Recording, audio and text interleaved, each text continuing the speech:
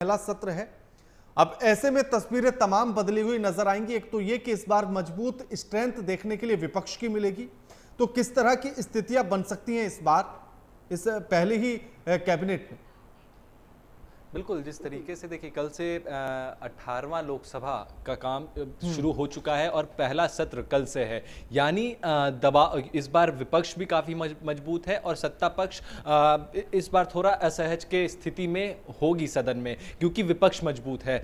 10 साल के मोदी कार्यकाल जो बीता के उसमें देखा गया कि चाहे वो लोकसभा स्पीकर हो या फिर तमाम तरीके का जो पद हो, उसमें भारतीय जनता पार्टी आराम से नियुक्त कर रही थी, आराम से चीज़ों को सिलेक्ट कर रही थी, अपने अनुकूल सारी चीज़ों को चला रही थी। लेकिन इस बार ये देखने को नहीं मिलेगा। पहले तो कल 24 और 25 जून को जो प्रोटेम स्पीकर हैं वो सबसे पहले कल सुबह राष्ट्रपति भवन जाएंगे, वो शपथ लेंगे। उसके बाद 11 बजे से लोकसभा सत्र शुरू होगा और वहाँ पर जितने भी सांसद हैं उन्हें पहले शपथ दिलाया जाएगा 24 और 25 जून को। उसके बाद फिर 26 तारीख को जो प्रधानमंत्री हैं और जो राष्ट्रपति के साथ राज्यसभा में एक उनका संयुक्त भाषण होगा और उसके बाद ओमशील 26 जून को जो है स्पीकर का चुनाव भी होगा और ऐसे में स्थिति यह भी बन सकती है कि विपक्ष भी अपना उम्मीदवार जो है उतार दे, तो इसको लेकर कैसी स्थिति बनेगी।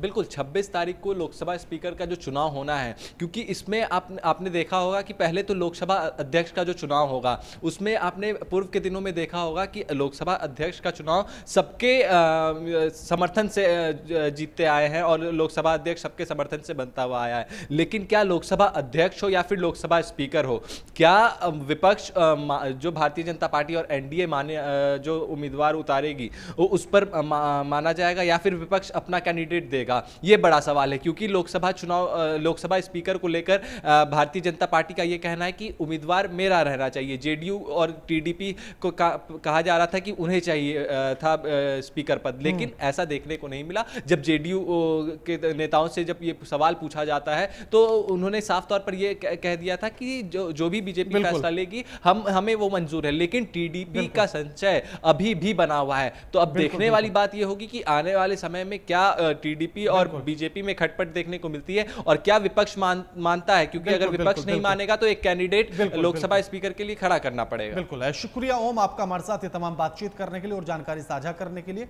लेकिन ऐसे में अहम यह भी है कि इस बार डिप्टी स्पीकर की मांग विपक्ष कर रहा है, तो क्या उसको वो मिलता है या नहीं मिलता है पद।